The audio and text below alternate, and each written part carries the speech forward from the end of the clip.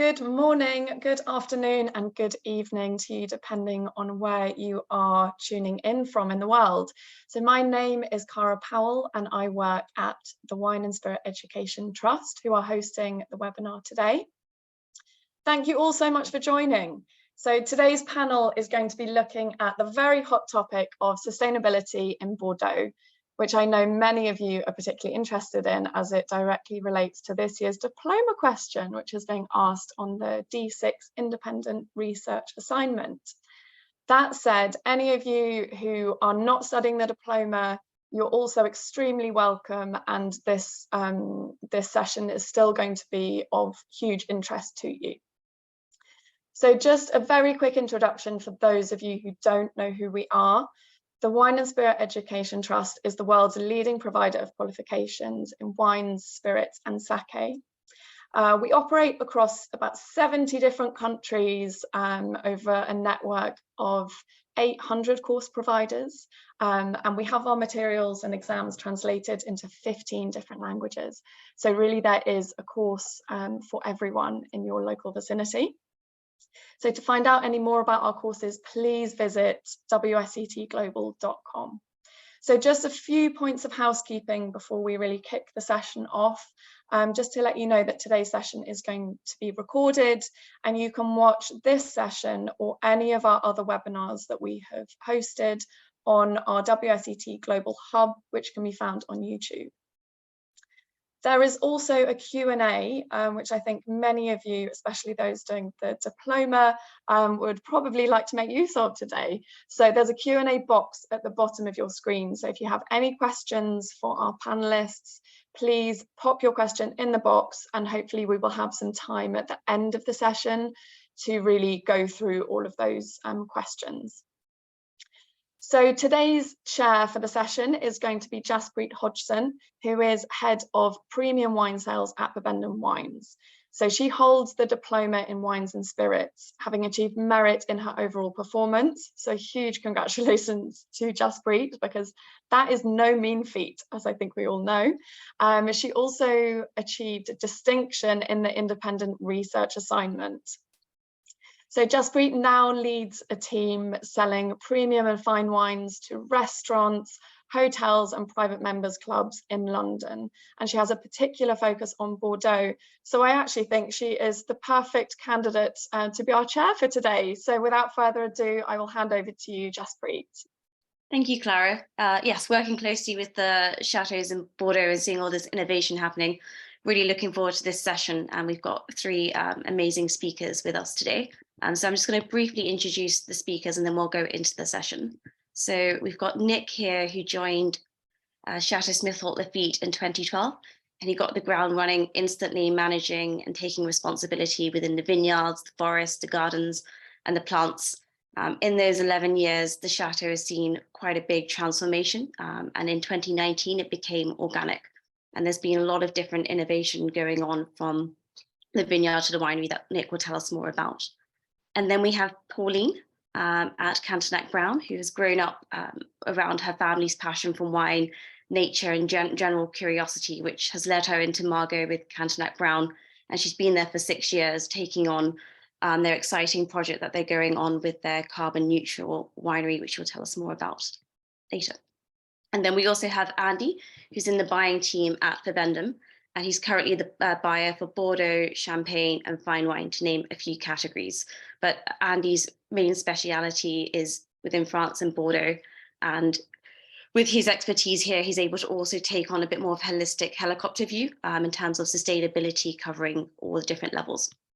So just to kind of set the tone a little bit, in 2022, 75% of vineyards in Bordeaux were practicing certified environmental approach in some way. And that is no small feat, especially when you look at the maritime climate and all the challenges that brings in it.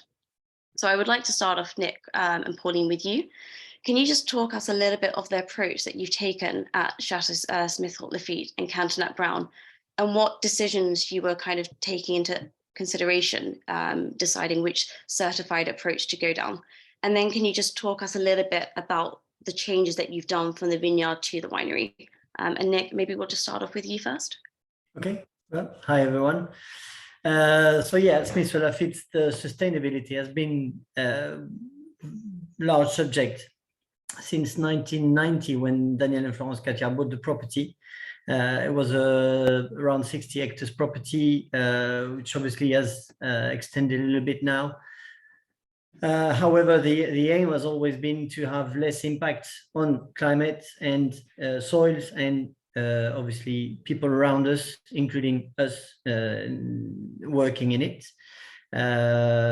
It's very large, but it started with obviously stopping all the bad pesticides and working with horses, implemented our own cooperage.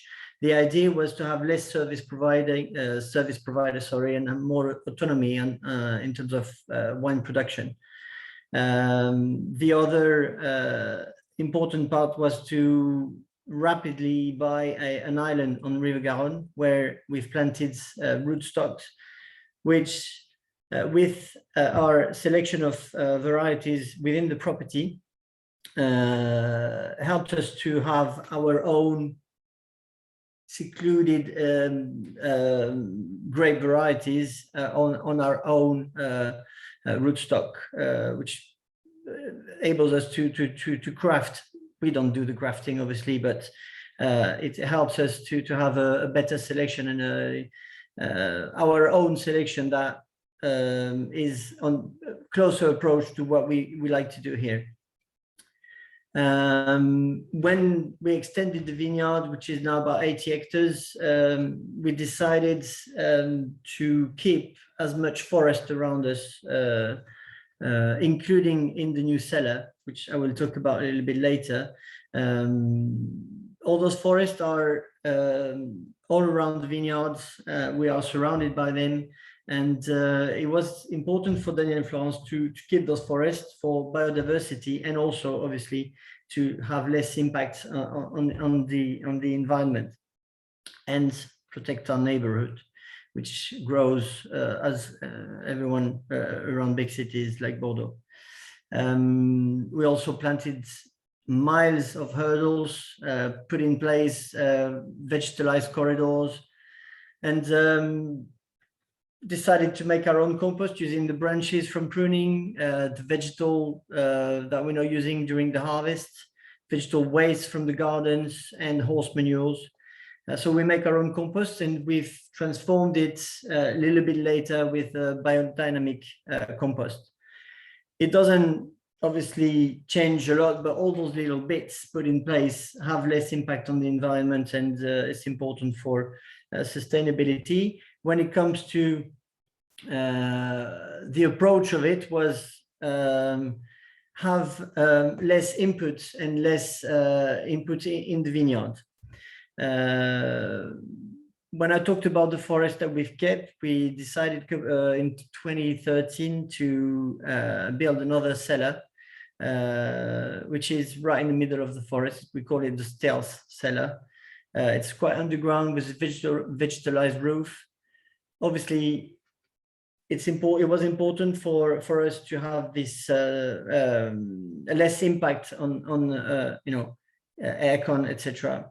We also collect rainwaters. We've put in place solar panels, and we've got a CO2 capture, which is reused in pharmaceutical environments.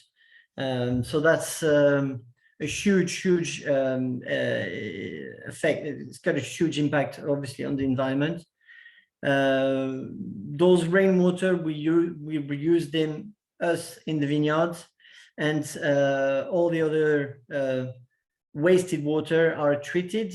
Now the quid is to what to do with those used water. It's something that we are studying at the moment. We've got a hotel nearby which is treating water. Obviously the cellar of Smith and the stealth cellar, and all that water, which is a huge amount, is at the moment not reused. And I think we've got a lot to work on going around, obviously, what we are allowed to do or not. But it's a huge subject. We're talking hundreds and hundreds, and if not thousands of liters every day. It's a wide subject. In terms of certification, like you mentioned, Jaspreet, we are also HVE level 3, but we also, since 2013, ISO 14001. It's got a wider range of protection also on staff and the people working within the property. And again, like you mentioned, we are also certified organic since 2019, which in Bordeaux is in some years, I would say, like this year, is quite a challenge. I'd like to mention the biodynamic approach, but it's more an approach. We're not going towards a certification. When it comes to other things that we've put into place to help have less impact within the vineyard, we use a lot the plants that we've got growing in our forest. So, we obviously haven't got everything growing in our forest, but we've got horsetail, we've got fern, we've got stinging nettles, and we've got yarrow growing.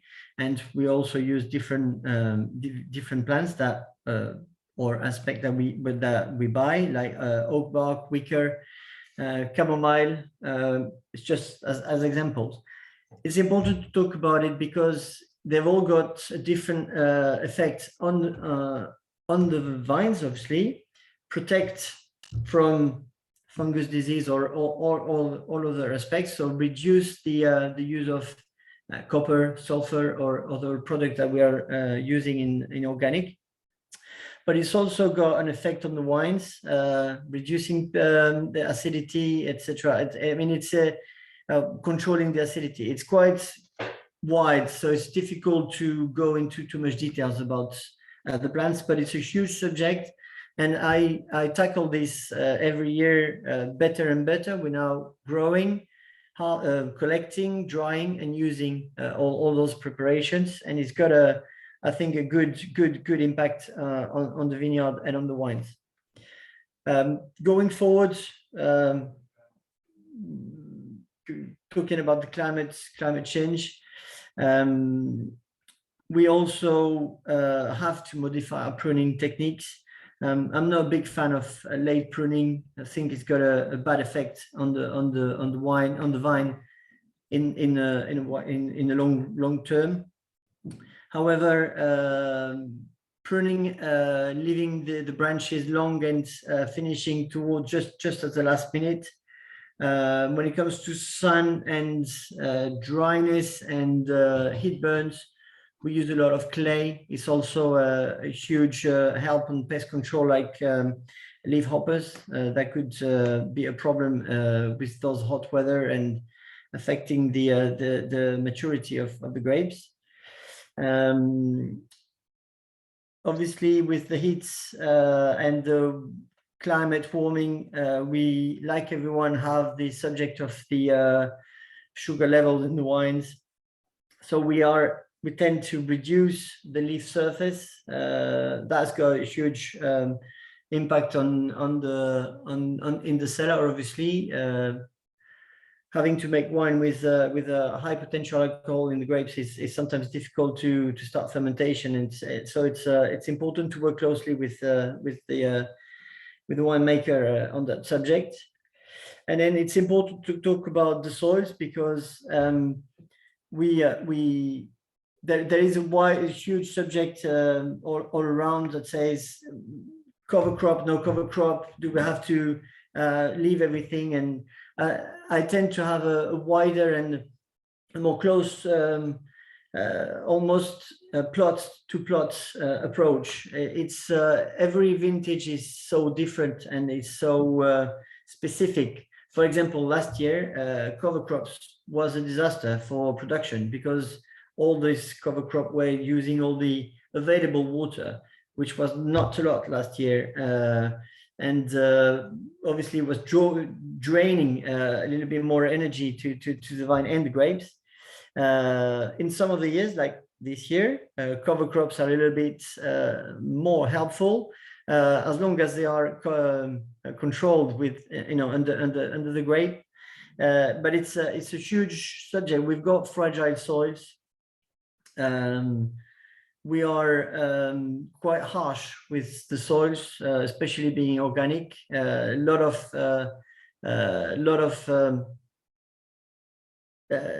things happening in the vineyard, which tends to compact the soils, and so it's important to take care of the soils. And Nick, with the organic part, how important is it for you guys to be certified organic, or just do organic practices? Obviously, you mentioned it is quite a tricky climate to be organic. It's important to be It's important to be certified, to have legibility, to have a clear approach all around the world.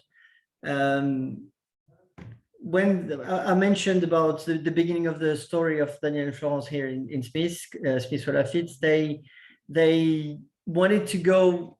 They maybe created this term of bio-precision. They were not certified, but the approach was always cleaner every year after year.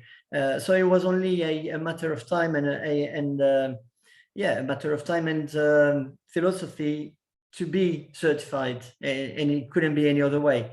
I think to be certified on a commercial point of view has got a huge importance to, because we know we're talking about all around the world. So it's that's certification helped us through that.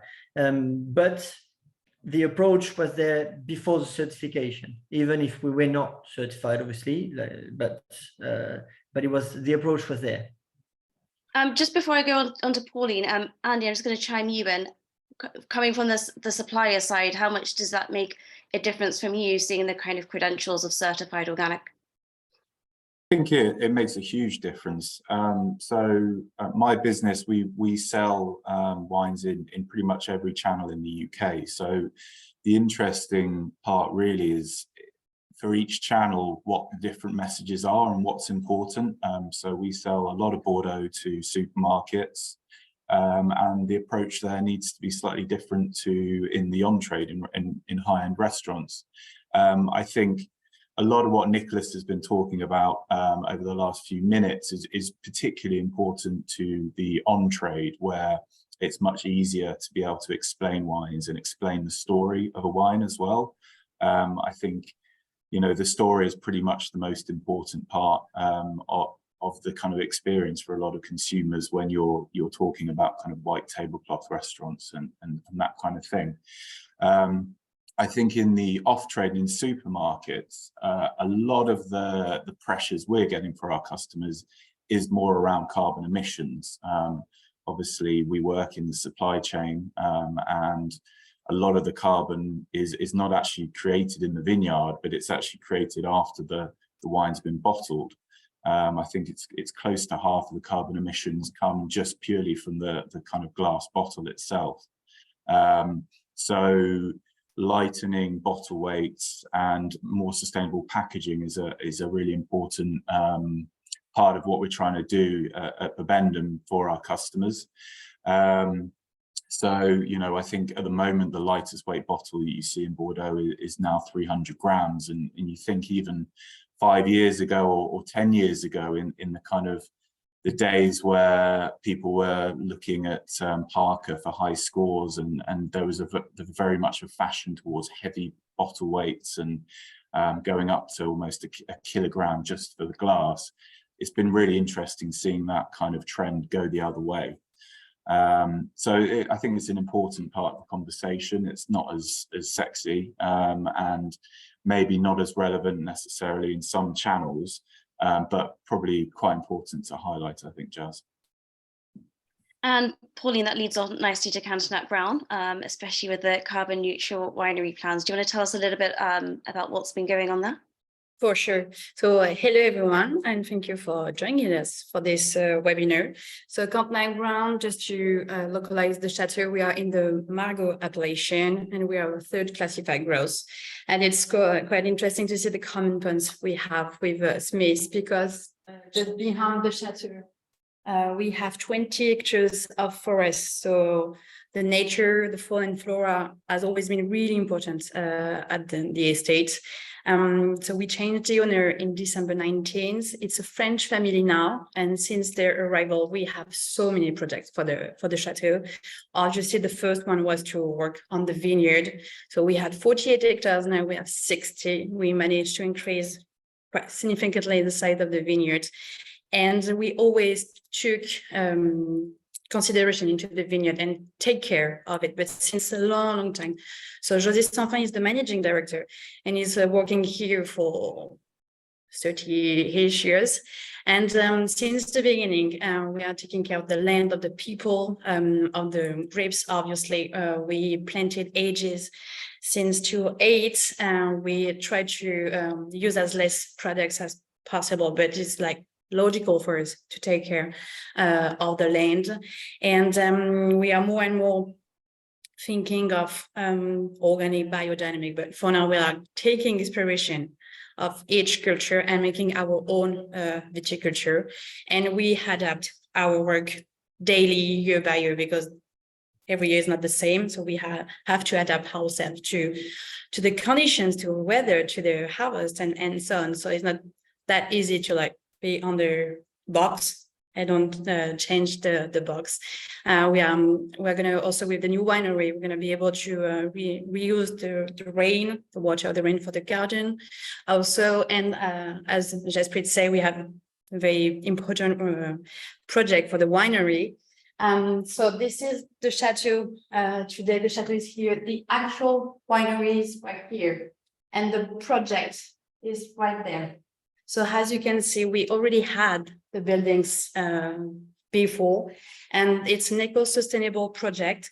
So the idea is to reuse as much as we can and to destroy as less as we can. So that's why we actually kept the outside walls. We destroyed everything inside. So we had a swimming pool, and then we had the choice between swimming pool or elevator tanks, but no, elevator tanks is better. And we are rebuilding the inside, and the winery is made with earth only and wood. So I do have a sample of the walls. So it's literally compressed earth. As you can see, it's quite heavy. So you will have like less than 1 meter of earth walls. Then we put insulation with cork. Then you have hair. And then we put another wall. It's bricks made with earth also at the chateau. So you will have more than 1 meter of earth wall all around the aging cellar. So that means the temperature will remain the same in the new winery because the temperature of the earth is the same all year long. So this is why we went into this direction. This is a crazy idea, but probably the craziest thing is we were agree with the new owner to make and to build this new winery here, especially in Bordeaux. So we're gonna not have any more air conditioning. Yes and no. We will have a special system to reuse the natural freshness of the earth to diffuse it in the aging cellar if necessary, but no more classical air conditioning system. So and then for the tanks, we stay with stainless steel because it's quite neutral.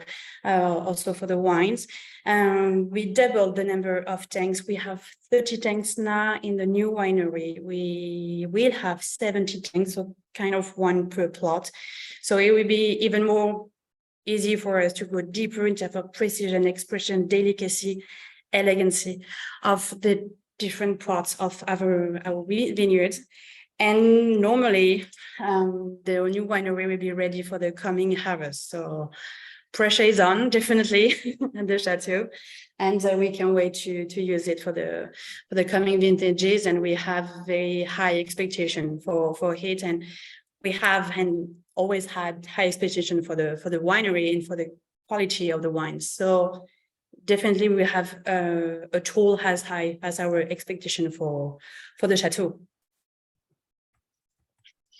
Thank you. I'm just going through some of the questions now. And one thing we haven't kind of touched upon is we talked a little bit about the past, the present. What about going forward? Obviously, organic seems to be kind of generally okay, that's the direction of travel. But one of the common themes that I've got from Chateau Smith, Lafitte and Cantenac Brown is just general sustainability and looking at it holistically. Are there any other certified criteria that you want to attain to, or what is it that you're looking forward in the future for sustainability?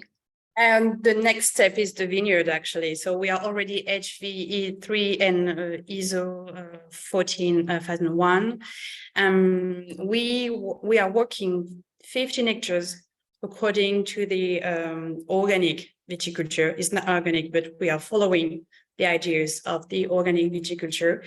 For now, the results are not high enough for us to extend this culture to the biggest part of the vineyard.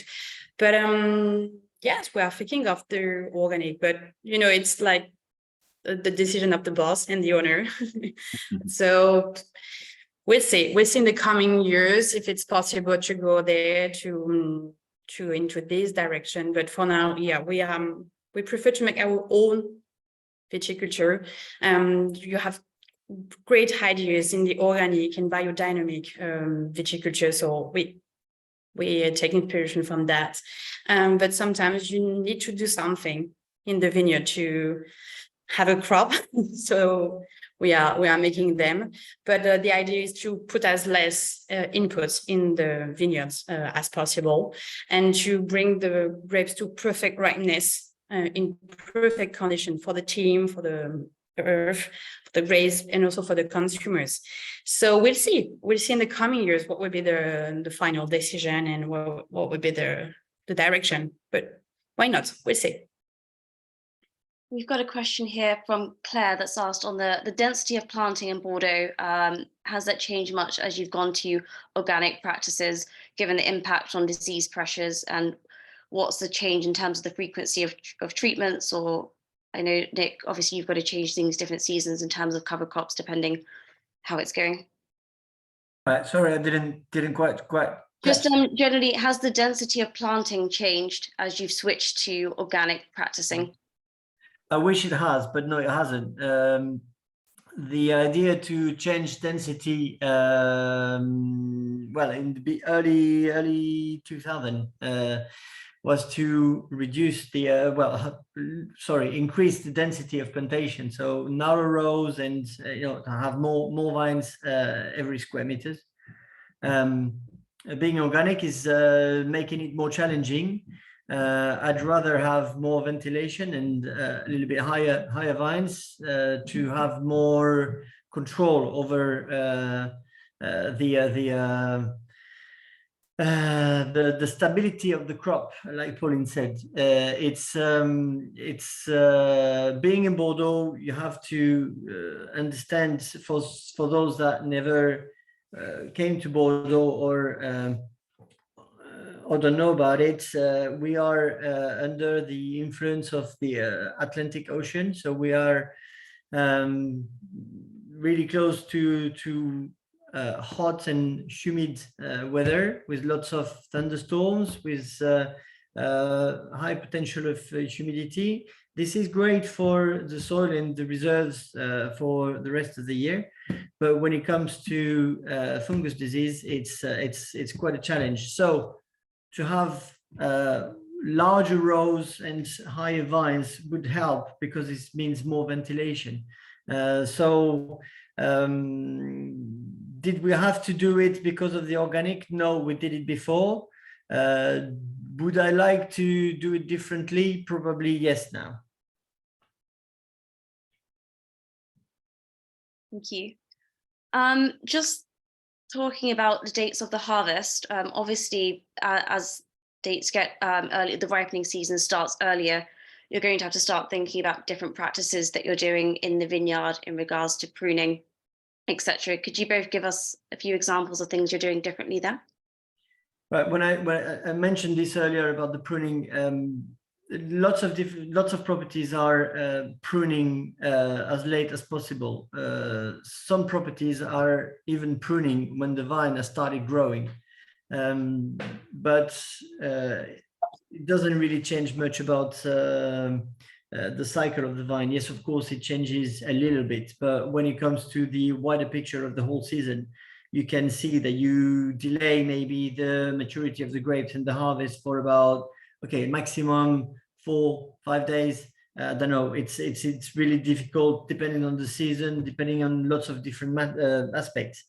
But it's mainly for frost control that this pruning is key to change. The later you prune, the later your vine starts growing, and therefore the shorter it's sensitive to frost. But like I mentioned earlier, I think it's got a huge impact on the viability of the vine itself. Later every year, those vines, this is my view on it. Not everyone agrees on that, but I think it's over the year your vine produces less, tends to lose vigor, and it's a problem within the next few years to have a sensible and reasonable crop. So I'm not a big fan of late pruning. What we do is we prune at the normal time. We use the effect of the moon on our pruning periods. We try to prune the weaker vines when the moon is decreasing, and if we're a bit late, we are pruning the vines they've got a huge, a better vigor on the rising moon periods. It's important. You can see an effect. It doesn't change much about the dates of the harvest, but it's when we talk about sap going up and down, having less and less winters, it's important to use different aspects and to work on different matters, just not dates. We use other aspects. And we leave the branches long, and then we finish the pruning just as the buds starts opening and growing, and then we finish and we attach to the wires and we let it grow. We did that quite a lot this year. It's worked, but saying that, we didn't have frost damage this year, so it was a success. But I think it's one of the solutions that we could put into place in a wider perspective in Smith to see if it changes, but not too sure about changing the harvest dates.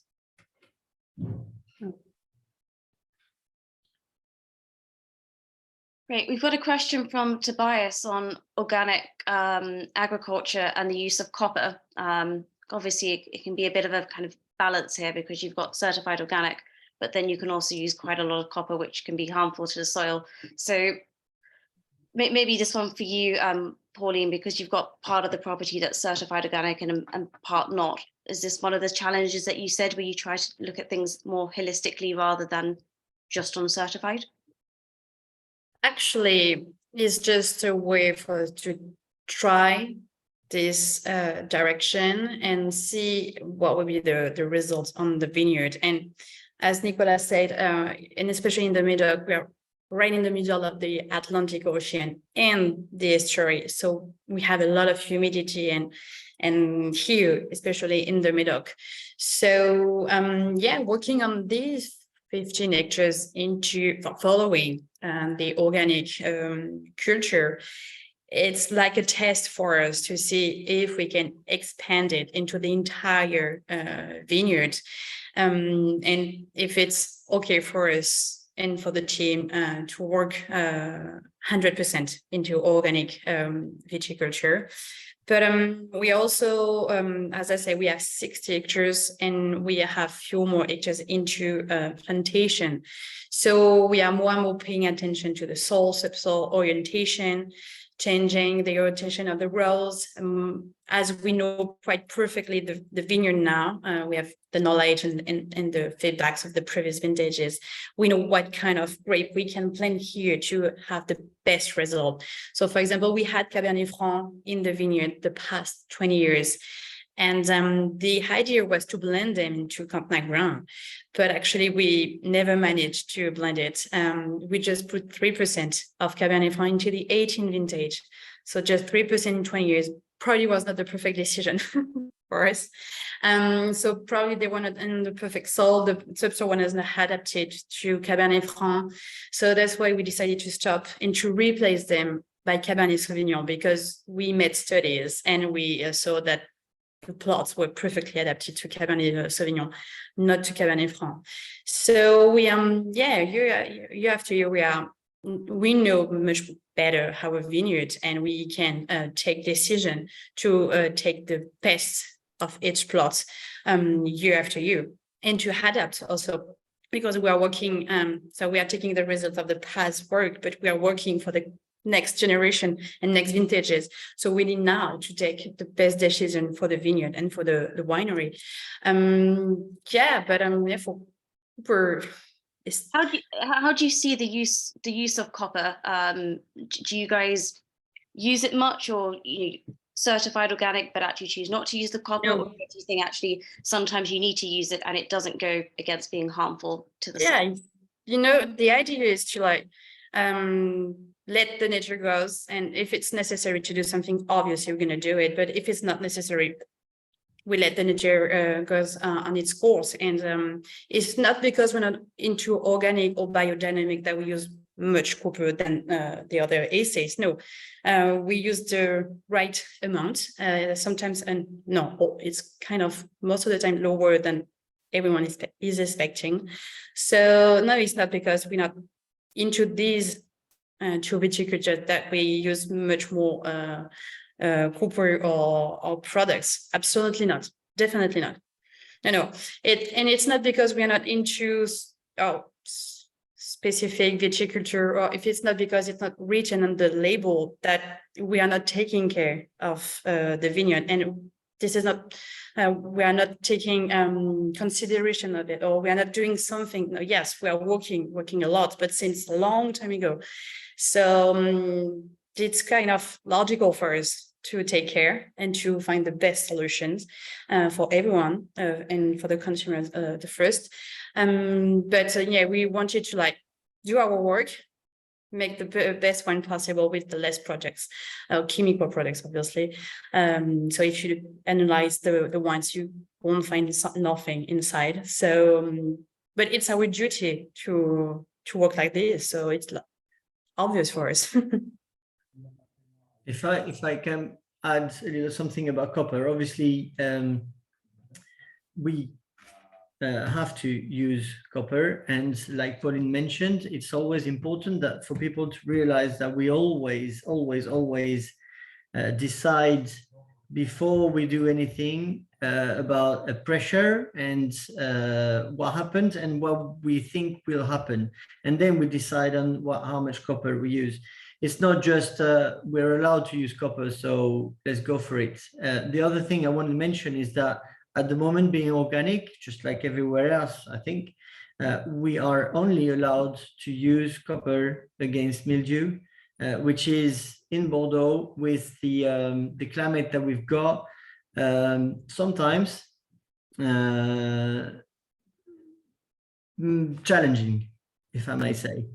But we have to, if we want to have a crop and to have grapes to harvest, we have to use it. But we use it on a sensible matter, and when we have to use it, it's not something that we like to do, because we know the impacts of the copper on the environment and the soils.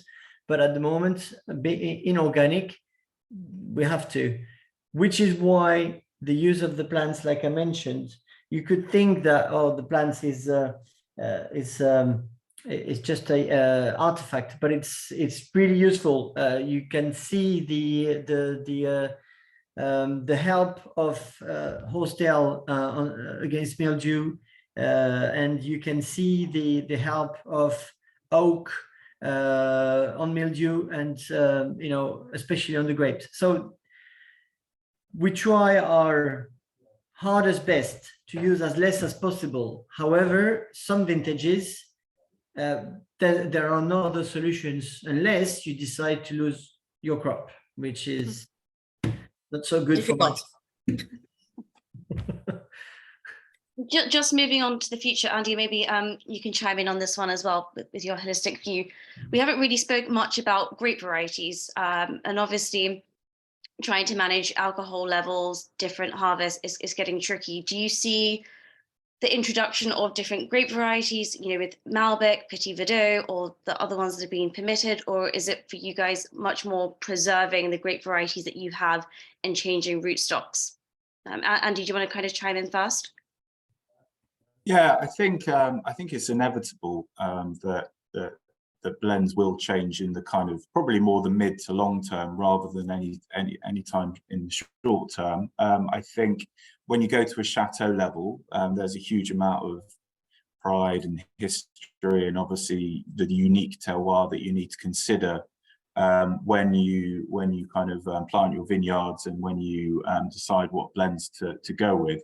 But with climate change and with temperatures generally going up in Bordeaux, I think we will see more of the, you mentioned kind of Malbec and Petit Verdot in the blends. I think obviously the CIVB also have allowed some kind of trials on some other varieties as well. So I suppose it remains to be seen how prevalent they come.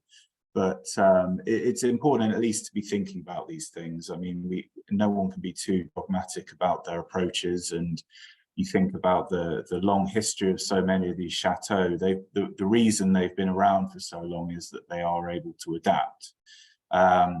So obviously, Nick and Pauline can maybe talk about this at more of a kind of chateau level.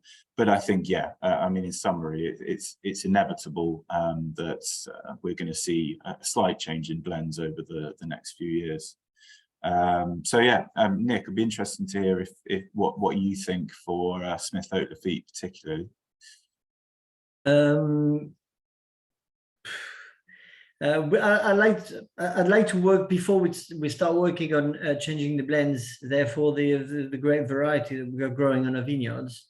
I think we need to have a wider look on rootstocks, and there are some rootstocks that are stronger and better to resist against dry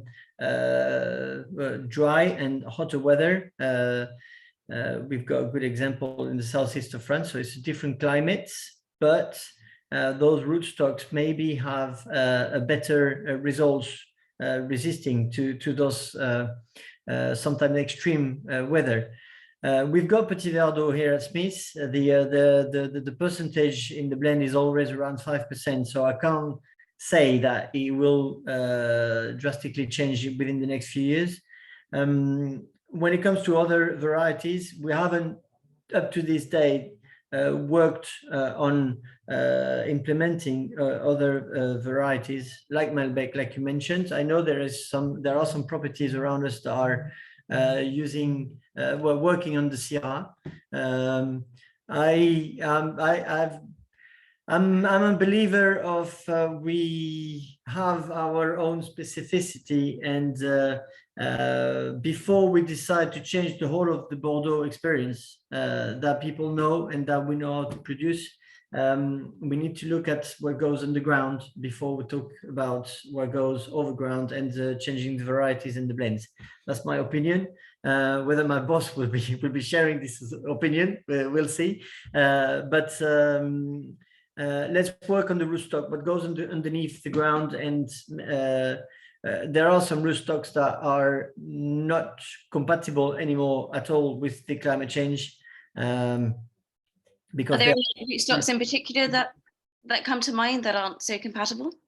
I said incompatible, so I might have enemies around me, but I've seen that the 10114 is really weak when it comes to hotter weather, lack of water, dryness, and heat.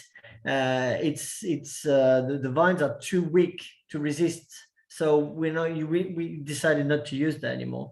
The 309 Couder is still performing quite well, but on fragile soils, it's going, it's weakening. So we are looking at different rootstocks, re-implementing rootstocks that were used in Bordeaux before, that are quite strong. People stopped using them because they were too strong and too vigorous. But on fragile soils, we are looking into that. But there are other rootstocks that, I mean, there's thousands of rootstocks. So we're looking into that, and I'd like to try different things on different aspects of the soils, using different rootstocks from the southeast, or Italy, or Lebanon, or Morocco. I mean, it could, if we're allowed to use it in Bordeaux, and there's a really wide range of rootstocks that we are allowed to use in Bordeaux, then I'd like to work on that first.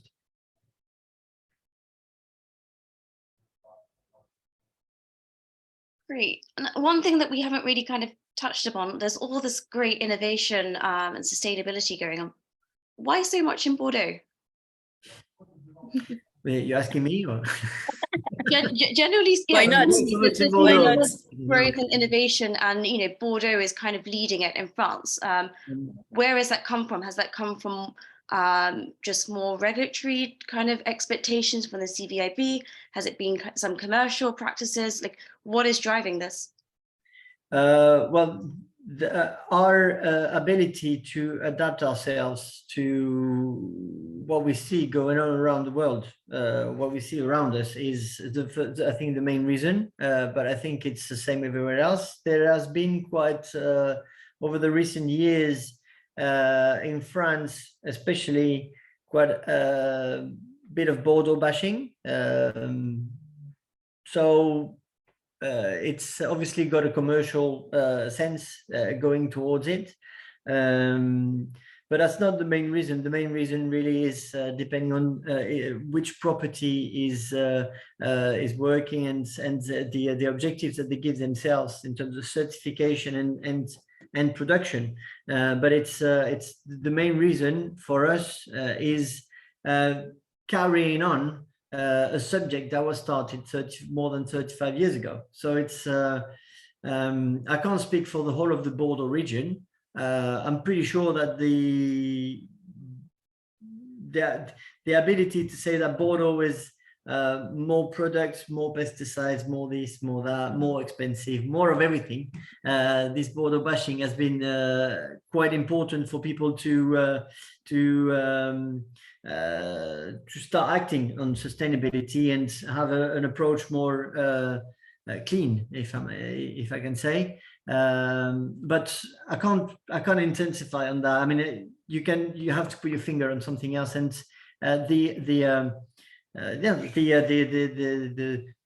leading that were given to us that was started 35 years ago, we have to carry on with that. So that's the main reason for us.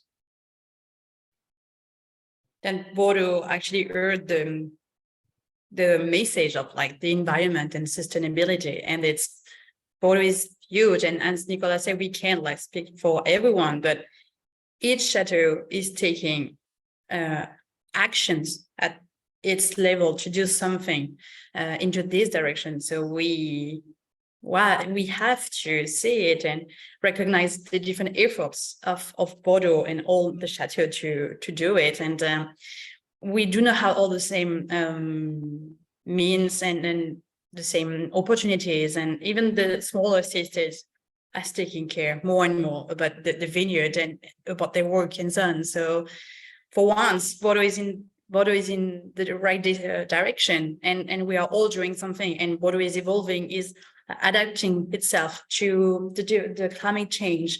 Year after year, we are all taking actions, and we are all going into the right decision and right direction. I think it's important to highlight as well that you mentioned Bordeaux bashing.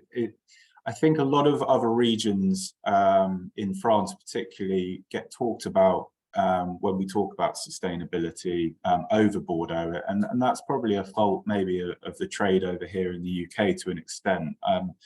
We love to talk about the Loire Valley and Alsace and Jura when we talk about sustainability, but Bordeaux is probably the most important wine region in the world, both on a kind of volume and value kind of perspective, and the measures that they're taking in Bordeaux have a far greater influence on the world of wine than some of these tiny vineyards in the Loire. So I think sometimes Bordeaux is a little bit forgotten about when we talk about this and when we have these sustainability discussions, and yeah, I think that needs to change. I agree. Yeah, that's right. But everyone is talking about Bordeaux, but all wine regions are taking care and taking the decisions. So as Andrew said, everyone is talking about Bordeaux, but there's not only Bordeaux in France and in the world, but everyone is taking actions. And how have you seen the quality of the wine change? If you look at kind of hot vintages like 2003 compared to hot vintages recently, and how they've been able to be managed and just the degree of freshness coming out, how do you tie that to your approaches that you've done? But like compared to 2003 and 2022, we had kind of like 20 years of work of top vintages. We learned so many things during these past 20 years, and probably 20 years ago we won't be able to produce the quality of the 2022 vintage, but now we know to adapt the work in the vines, in the cellar. For example, 22, we work much more with maceration instead of extraction, because it was so easy to have the color, the tannins, the aromatics, and everything was unbelievable. But thanks to the past vintages, we learned so many things that we were able to take this decision at that time. And but we have the feedbacks and we learned so many things. And even we was the first surprise also by the freshness, as you said, Jaspreet, the freshness of the vintage, because when we tasted the first tanks, the celery was all about strawberry, violets, and it was wonderful and so fresh. And we knew at that time that the vines are an amazing plants, and they managed to adapt themselves to the extreme conditions we had last year. And everything was made into the vineyards, and it was not that easy in the cellar. But thanks to the resistance of the vines, we had the opportunity to make this wonderful vintage. Well, I obviously being a vineyard manager, I did work a lot on the vine itself, not too much going into the vinification and the extractions. I know we're a lot different to what we used to do here in Bordeaux and at Smith, but I worked a lot on the cover of the vines and the canopy. We haven't normally we take out quite a lot of leaves. Normally we want as little vegetation around the grapes. Last year was completely different. We needed to have that vegetation protecting the grapes from the sun, the heat, and the reverberation of the sun on our gravel, and also at the top. I decided for the whole of July, and I think we did one last one just before harvest. We haven't trimmed the vine like we normally do, a square shape. Last year it was the vine wasn't growing much, so it was not so much needed. But when it was needed, we decided not to do it. It was kind of creating this canopy above the vines. We had to control it because obviously the vine, like us, sweat.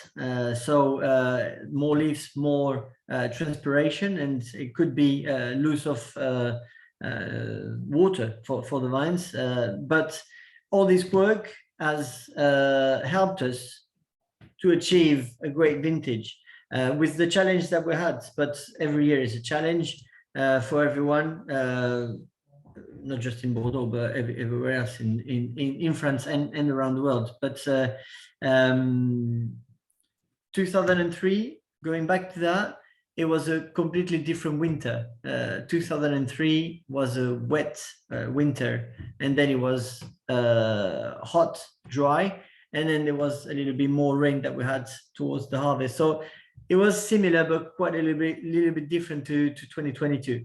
There are, like Pauline said, so much still to learn, but so much has been achieved and learned already, according to, you know, compared to what it was 20 years ago, if not more.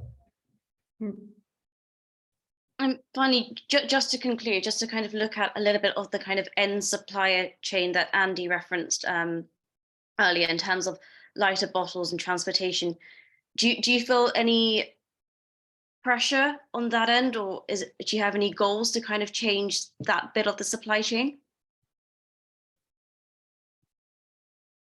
So in terms of just looking at in terms of bottle weights, packaging, design, that aspect, that you're starting to see much more in terms of retailers kind of demanding or requesting lighter bottles, or asking what the supply chain transportation's like?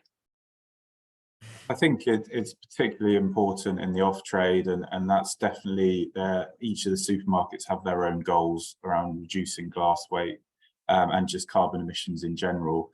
I think it will probably become more important in the on trade as well. I think there's probably still a little bit of this kind of expectation for premium looking packaging when you're kind of going out to a restaurant, but that definitely needs to change, and hopefully that will kind of filter through from the people drinking more wine in supermarkets and seeing more different wines and big brands and top Chateau in these kind of slightly lighter weight bottles.